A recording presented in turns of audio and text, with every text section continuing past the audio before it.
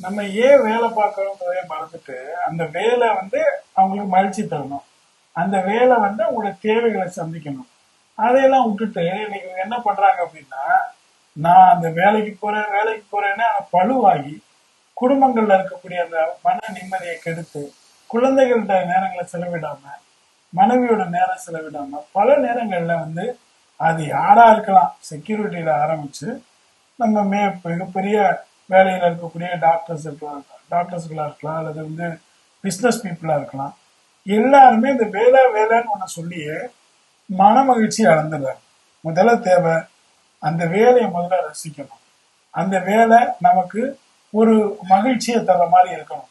இது எதுவுமே இல்லைன்னா அந்த வேலையை செய்யறது அர்த்தமே இல்லை. அப்படிங்கிறதுனால குடும்பங்கள் அதிகமா தெரிஞ்சுக்க வேண்டிய ஒரே ஒரு விஷயம், நீங்க மகிழ்ச்சியா இருந்தாதான் உங்களுடைய குடும்பம் மகிழ்ச்சியா இருக்கும். உங்க குடும்பம் மகிழ்ச்சியா இருந்தாதான் இந்த சமுதாயம் மகிழ்ச்சியா இருக்குன்றத தயவு செஞ்சு புரிந்து கொள்ளணும்.